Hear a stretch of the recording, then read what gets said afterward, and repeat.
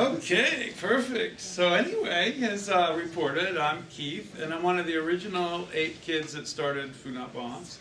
And I was 22 at that time, and I was studying painting and sculpture. And to get a degree, I also had to take academic classes, and one of them was American history with Professor Howard Zinn.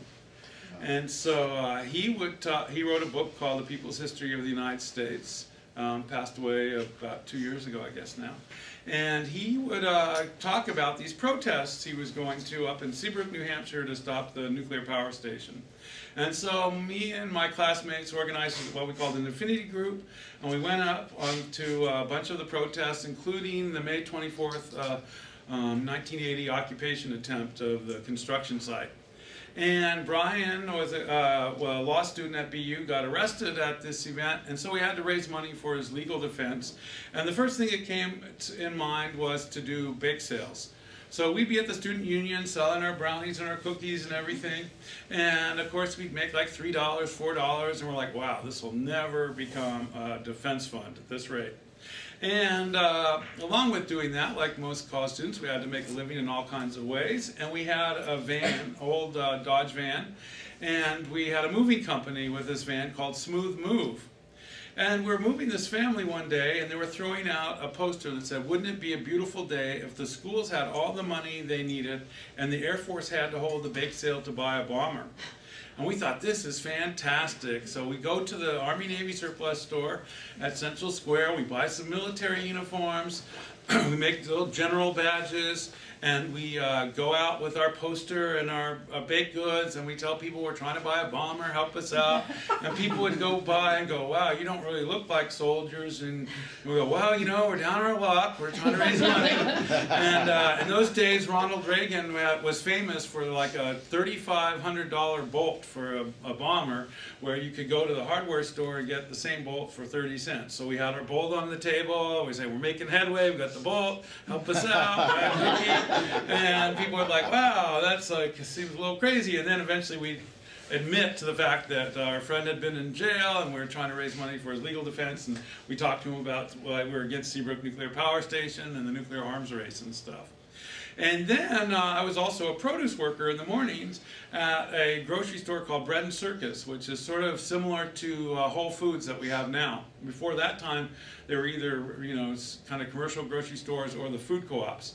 And so I was working at Bread and Circus in the morning, and people, I'd keep coming in every morning seeing that a lot of the produce hadn't sold, and it was kind of disheartening. So I started taking the wilted produce and the stuff that was a little bruised or didn't look perfect to the housing projects a couple of blocks from the grocery store on Portland Ave. And one day I'm hanging out with the people that I'm giving the food to, and they were talking and said, isn't that weird, your buildings are falling down, but they just put this huge glass building across the street from you. And they go, yeah, that's where they're designing nuclear bombs. And so I looked into it, and it turned out it was Draper Lab, and they were designing the guidance system for intercontinental nuclear missiles. So that gave us the idea to have the name Food Not Bombs, since there were people on one side of Portland Ave that needed food and people on the other side that didn't need the food because they were making so much money building bombs.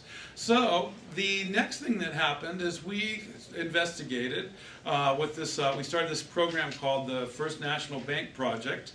And we had noticed that the board of directors of the Bank of Boston were on the board of directors of the Public Service Company of New Hampshire that was building Seabrook Nuclear Power Station. And they were on the board of directors of Babcock and Wilcox, and they were on the board of Raytheon Missile System, Lockheed, General Electric, on the concrete company, and they're basically lending the depositors money and eventually the ratepayers money to themselves to profit by building this nuclear power station that people really didn't want. So this gave us the idea. We think, wow, that's very similar to what banks did in the 1920s and the Roaring '20s that resulted in the Great Depression. So we got this idea that we'd take some of the food we were taking to the projects and we'd instead make a huge pot of soup.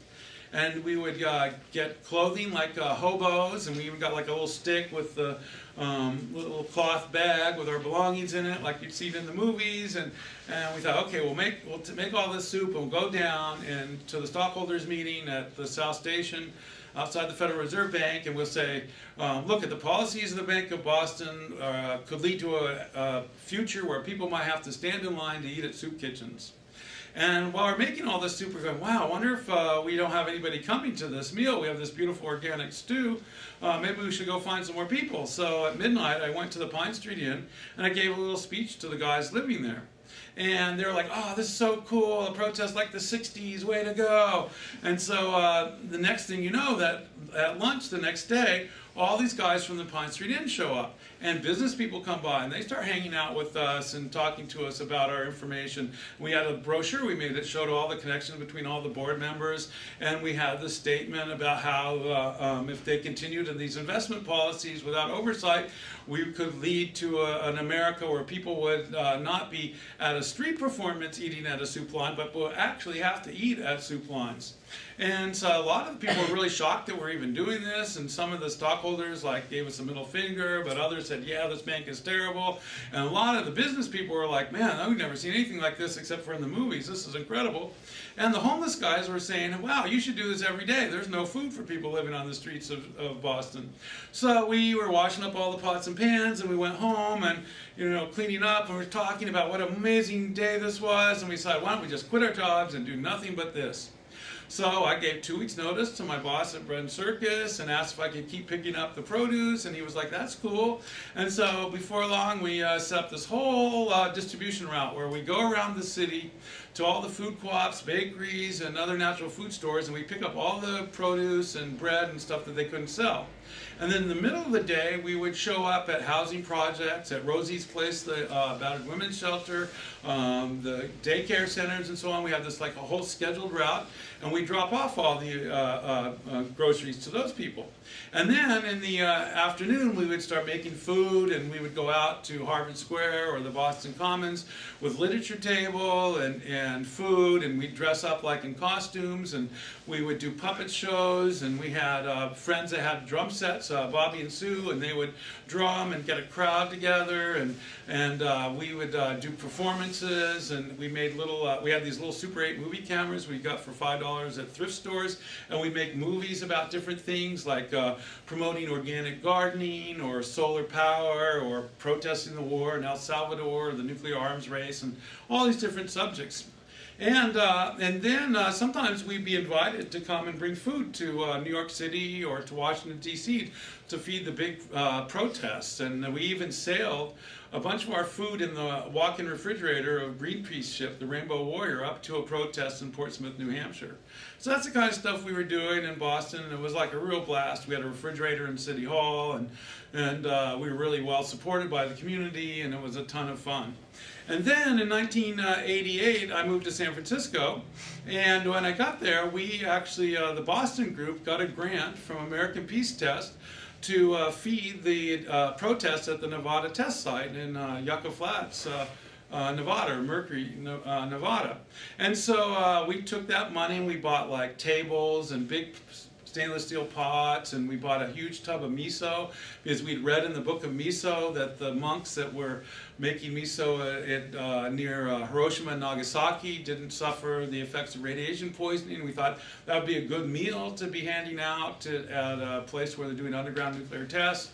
And so we go out to Nevada test site, and these people come up and they go, oh wow, we're collecting food and we're handing it out in Long Beach, California, and we're calling ourselves Bread Not Bombs because we'd heard of Food Not Bombs, but we had no idea where you were, and we didn't want to get sued if we used your name. We're like, oh no, use our name, call yourself Food Not Bombs. Then there'll be 3 groups, one in Boston, one in San Francisco, and one in Long Beach. We gave them flyers with the logo on it, and they were so psyched, and now suddenly we have 3 Food Not Bombs chapters. And I go back to San Francisco, and we figured out that there were meals. There's lots of people by now. This is 8 years of Ronald Reagan being in power, so now there's a lot of homeless people, and there was a lot of people living in Golden Gate Park. So we did some investigation, and we found out that there were meals for people living in the park every day except for Mondays in the Haight-Ashbury district. So we decided we'd set up at the corner of Haight and Stanion, so all the tourists walking by would go walk by our table, all the people living in the park could come out and hang out with us and have lunch. The workers could come down Haight Street for lunch and eat with us, and it'd be this whole festival again, like what we're doing in Boston. And it was like a lot of fun. And then one day, this hippie comes by and he goes, "Oh, you can get a permit for this if you write a letter to the Parks Department." We're like, "Oh, that's so nice." So we write a letter to the Parks Department saying that they're sure to enjoy us sharing food and doing theater at the entrance of the park every Monday, and we just love our permit anytime you want, and any more information you need, we're happy to give to you. And so every once in a while we go by the office and ask about this permit, but they have no idea what we're talking about. And then one day on August 15th, 1988, we have everything set up, we're ready to go, and 45 riot police come out of the woods and arrest 9 of us for serving food without a permit. And it turns out that they had told the San Francisco Chronicle they were going to do this, so the next morning in the newspaper is a big photo of riot police guarding the food from the hungry, and which is actually on the picture of that is on our DVD, and a headline saying 9 volunteers arrested feeding homeless at Golden Gate Park. So people start to call us up going, "Man, we want to get arrested with you guys. How can we do it?" So we have a meeting real fast, and we say, "Okay, why don't we do this? We'll all meet at the end of Haight Street at 11 o'clock next Monday, and bring pots and spoons to use as musical instruments, and we'll march down the street and see what happens." Also around this time, we're taking notes on how we started this group. So we've got like a whole notebook full of like what we did first, what we did second, and so on. So then we, the next Monday, we march down the street. About 150 people show up. People are banging their spoons on their pots. One man is leading us down the street with a painting he did of Spock from Star Trek. And so we get to the end, we set up, and this time the police arrest 27 of us. And there was a new TV company called Cable Network News, and they got this broadcast all over the world. And even the former mayor, Joe Alioto, who was on vacation in Italy, saw people in his town being arrested for feeding the hungry. He couldn't believe it. And so people start to call us and write us from all over the country and all over the world saying, "Hey, we would like to get arrested serving food in our community. How can we do it?" So we were in the Hindu Times, we were in the London Times, the New York Times, CBS, all this stuff. So we took our notes and we made a flyer called 7 Steps to Starting the Food Not Bombs, and then we mail that to you so you can get arrested in your community. And